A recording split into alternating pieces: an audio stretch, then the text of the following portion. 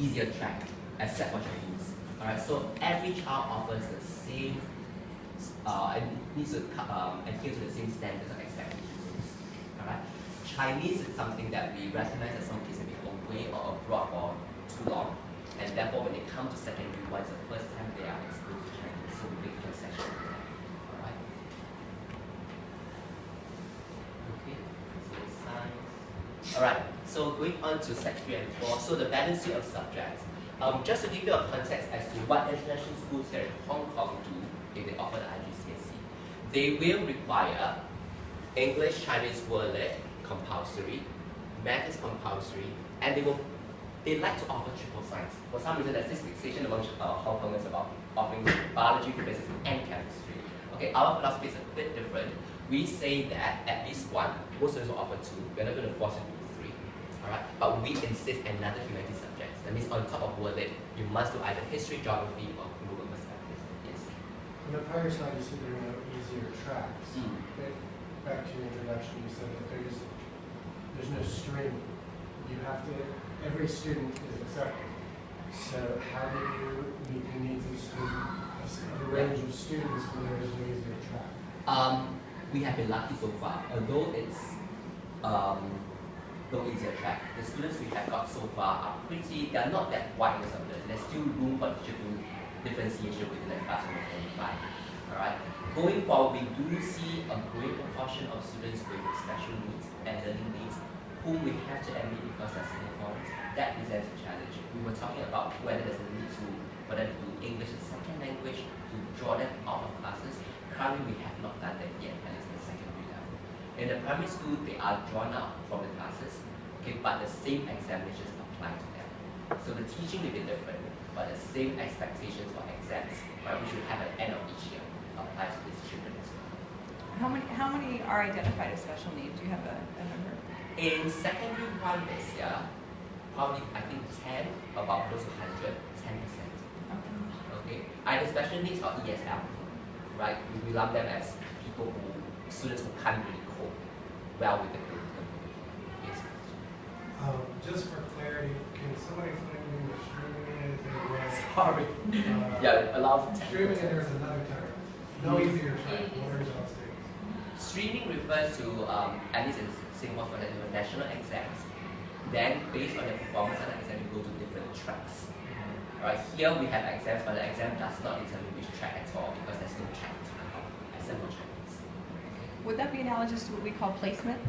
Well, it's placement, or the way I interpret streaming is what we might call tracking. Tracking. No, I think the term I would use is tracking because it's based on it's a little more it's based on a national exam as opposed to sort of individual decision at the school.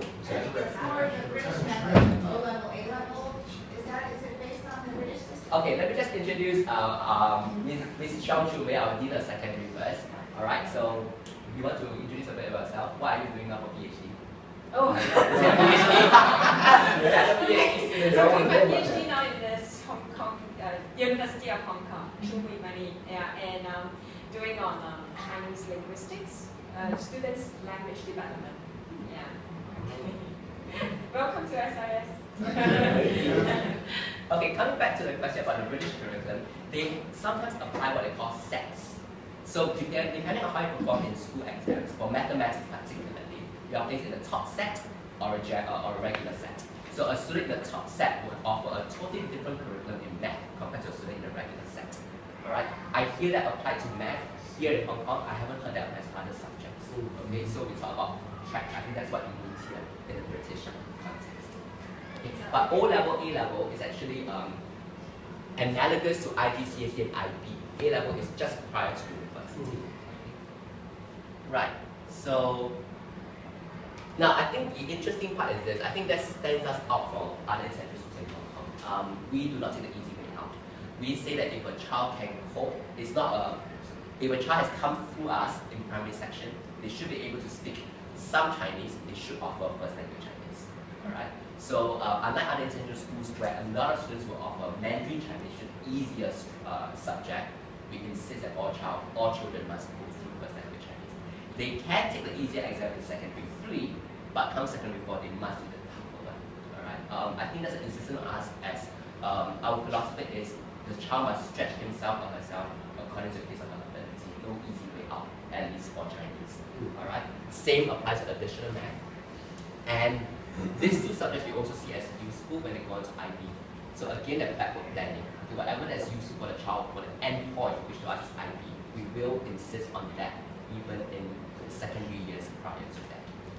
Okay. So compared to other international schools here, I think most international schools, about 20 to 30%, only the top set will do additional math. But here it's close to, I think, three big classes, one really small class doing non-additional. Okay. So in Sec 3 and 4, we go beyond IGCSE. Our endpoint we see as IB. So in terms of assessments, are a bit more varied than what you see in IGCSE. The IGCSE exams tend to be a lot of pen and paper. Okay, only when it comes to world literature do you have an oral component. But here, in quite a few subjects, we have either reports, projects, presentations in subjects. Right, so IB, this is a suite of subjects we have. We have not, okay, I'm not sure it's fair to say this, but we see the subjects as pretty demanding, except possibly for ITGS, Information Technology and Global Society. We think that is a more accessible course for students. But apart from that, the other subjects we offer are pretty demanding. So we do not do things, for example, like psychology, which is very popular among students, but which we have not offered at this point in time. We have not offered environmental systems and societies, which is a pretty easy strand of science subject, which we haven't offered yet. We might offer in the long term, but when the school first started out for the first 2 cohorts, we say let's offer the subjects that will help them to enter university. A lot of our kids here would like to pursue either medicine or engineering. They may not make it to the universities, all right, but at least we give them a chance to offer the subjects that will help them to apply, all right. So our consideration again is what the student wants to do, and as a result, some of them do offer pretty demanding combinations of IB subjects. Which, looking back, you might game the system by offering an easier combination, but we have not gone down that route yet. All right. We do have more Group 3. We have 4 Group 3 currently. All right. Subject compared to other schools in Hong Kong. And math. Again, we do offer the easiest strand of math in IB, which is called math studies. All right. That's always open, but no students want to take part. And I think here I think it's either peer pressure or family pressure. The kids feel that if I can get even some modicum of a pass in standard level math, I'm not going to do math studies, even though that's going to help me get a higher grade. Okay, so there's this pressure or this expectation on the part of the children that forces them to do certain subjects that are quite, I would say, challenging compared to what their abilities may allow. Alright. Okay. The portion of students offering higher math is higher compared to other international schools. Yes. Yes. You've mentioned the word easier strain a lot.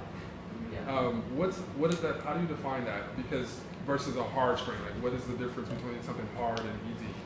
This is it's a lot of us value judgment, isn't it? Absolutely. And it's based on what we see of the kids and hear from them regarding the time they spend. How I see it in this school, it may differ from other schools, is that the kids see that they spend a lot of time on art, for instance. Art is one subject they try to steer away from in IGCSE, or they want to drop out of offering it. First language Chinese is another subject, okay, because that they want to steer away from and drop. So stay away from it because it's hard, or they find it is time consuming. I'm not sure whether you have anything to add as a Chinese specialist, for our students, because they speak quite a lot of English in the school environment at home, and some of them do speak Cantonese, Chinese in Hong Kong. But to do Putonghua Chinese, and as well as see less of the Chinese characters because they do so much English. Because in their leisure reading and everything, they do more English. So for that reason, I think the acquisition part is not enough time. The acquisition time is not enough for them. But IGCSE Chinese first language course actually targets to native Chinese. Yeah, but the foreign language course, Chinese course, is too lower level for them. There's nothing that actually pack at their level. Yeah, so we're pushing them towards the higher one. Yeah, which is kind of difficult to them. Yeah, in a sense. Yeah, I think that's how it is for Chinese in the And that's in Cantonese or Mandarin? Mandarin. Mandarin. Yes. Okay, so that's a language they wouldn't hear much of outside of the school. And the characters used for Mandarin is the simplified one, which you don't see in Hong Kong either. So the Chinese they learn in the school is actually quite a... It's not difficult in the sense of like daily compositions for them. They're kind of like fluent and accurate in pronunciation and all that. It's not an issue for them. I think the main issue with them is the Chinese characters. They don't recognize them because they don't see them enough. Yeah. They don't read. They don't read extensively in Chinese. And write it as well. No, Yeah. they don't write. And there's Yes. 10,000. How many characters are there? The commonly used Chinese characters are 3,000. Commonly used. Yeah. Commonly used Chinese characters is 3,000. But the characters does not mean. It's not one. Yeah, so now you can see that it's difficult. Alright, that is published by the Chinese government. Like they have what do you call it, a bureau that actually works on the language usage and how it falls under the social linguistic category. Yeah. So for that it seems difficult to the students. And the characters actually don't come up with a meaning because it has to be two characters. Normally the two characters form a word that actually means something. Yeah, and as for like the words, it can come up to like 70. Because if you do the computation and all that, then you get about 70,000 words in a sense. Yeah, but you don't use so much. You don't use so much like in daily work that the students are writing. Yeah, question. Sorry, do they do bilingual? Do you do bilingual teaching starting from primary school or something? Like to bilingual teachers in class? In the kindergarten, yes. Right, we have the Chinese and English. But the subjects taught, right, except for Chinese, and I think moral education in the primary units, all other subjects are taught in English. So Chinese is standalone. Coming back to what's easy, so at least from them, and even from the parents, they will see that first language Chinese is difficult, additional math is tough for some, humanities can be a waste of time, same with art. And that's something we say no matter what, we have to do it. That's the parents. That's the parents. So, but the school, we sometimes have a battle with parents on that. For various reasons, they will say, "Oh, my child is going on to U.S. universities. They want to look at straight A's in the transcripts. My child's not going to have that in humanities. Can I drop that? I would want my child to drop that." We say no. Unfortunately, we will review you for the exams, all right, and we will reflect that on the transcript. Can I ask a quick question? Yes. Is there a difference in gender in their scores in mathematics and science compared to the liberal arts? Liberal arts. Humanities. Humanities, I'm sorry. So the scores, are they different between your boys and your girls in the areas of mathematics We and did science? analyze that. When we look at the humanities performance, at least for IGCSE, it is still above 70% for A's and A star. And once it goes beyond that, we will say, okay, we are happy with what we have got. Across the subject, I think the one that's demanding was our world literature. So that was last year was the first year our students took the world lit as a year group, as an entire year group, and the proportion of A and star is pretty low in comparison to other subjects. And that's something that the head of English mentioned is quite common in schools in Hong Kong, right? The proportion is equivalent, but we are seeing how we can actually level that up. So for history and geography and global perspectives, not much of a significant difference with the sciences. Same with IB as well. I think IB, economics are pretty strong. History, okay, coming back to IB, among the group history humanities, a lot of them do economics, and I think they do pretty well in that, comparable to the sciences. History and ITGS subjects are very small in the candidature. They may be a bit slower in the average compared to the sciences. Right? Okay, so our people. So that's the profile of our students. All right. We categorize Singaporeans in two groups: citizens, they carry the Singapore passports. Singapore PR, permanent residents, they may carry passports from their home country. All right. So that's a proportion. Other nationalities. Now, this belies the fact that a lot of students, I think close to 99%, are actually ethnically Chinese.